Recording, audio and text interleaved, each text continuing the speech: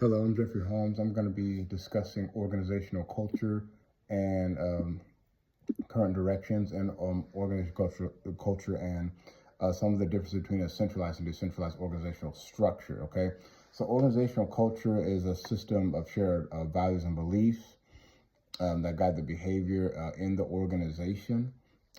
It's strong when everyone in the organization is aware of the beliefs and the values and the routines of the organization. It's a part of what Dr. August referred to as the internal and component of the internal environment, rather, I'm sorry, of the organization. This is what happens inside the organization. So managers have to be aware and interact and understand their organization structure and their organizational culture to lead effectively.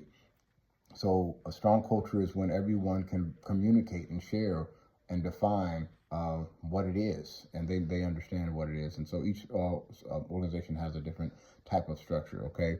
So from my estimation, managers set the tone of the culture, and that happens from the start of when they bring a talent or hires into the organization in the orientation and the onboarding process. They're able to introduce the people and show them this is how our organization operates. And you can see it. It's the observable culture, as it's referred to, where people can see, this is how they communicate. This is how they dress. This is how they interact. This is how they collaborate. What's the culture of the organization, okay? So there was 4 different organizational types shared. There's a hierarchical culture. Oh my goodness, I can't pronounce that word. And they emphasize traditional, and there's clear roles in it. And then there's more of rational cultures, and they emphasize process and slow change. Entrepreneurial cultures emphasize creativity. Team cultures are more like family cultures, where it's more about collaboration and trust. In my estimation, I think all 4 of those organization types of cultures, I believe there's no organizations usually don't have one or the other. I believe that they have bits and pieces of each one of them. One, of course, will be more prominent than the others, but hierarchical, rational, entrepreneurial, and team cultures are 4 examples of different type of cultures that are there. But at the core of each of an organization, this is the core culture. A core culture, which is consists of all of the rituals and the stories and the heroes, the shared values, routines, et cetera, that represents the core of who that culture is. Okay, so in an organization, they may have people who have been like kind of like legends of the organization. They did something great in it. There may be some success stories, or how how the organization got started, how the organization changed over time, and people who fulfilled the mission and value of the organization. And then there's like cool rituals in certain organizations. For example, my organization, I would say it's more like a team structure, a family structure that I'm helping to develop there. We celebrate birthdays of all the youth that are in our program, but we also celebrate that, and that's monthly. But we also celebrate the birthdays of all of our staff. So we have a birthday wall, and their birthdays on the wall. We do Secret Santa every December, so we're going to be doing that as well. We periodically take our staff out to lunch and just to show our appreciation, provide Christmas bonuses, things of that nature.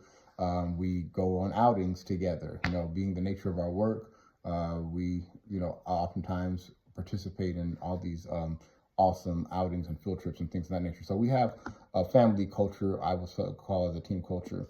But the differences between centralized and decentralized culture structure, it comes down to who makes the decisions. In a more centralized structure, the boss makes all the decisions. Decentralized is more shared decision making. How people communicate. Centralized, everything's from the top down. And decentralized, it's more horizontal. Everybody talks. The empowerment is different from decentralized and centralized. Employees aren't always involved in decision making and policies. The culture is based on the procedures, but decentralized, there's more buy-in and empowerment and decision making. And then change. There's something we talked about in culture about changing. How are things changed in the organization? And usually things are changed either from the top down or the bottom up. Someone's influencing someone. And there's these different phases that they talked about in the textbook of how change is made. Either it's made slowly or it's made over time. But there's a process of where, there's unfreezing, change, refreezing, and improvising. So things are changed over time. But decentralized versus centralized is more of a bureaucratic structure where things are dependent upon those who are higher up the organizational chart. Decentralized flattens it and empowers and involves more of the people in the organization. And that is also, I believe, a part of the organizational culture. Okay.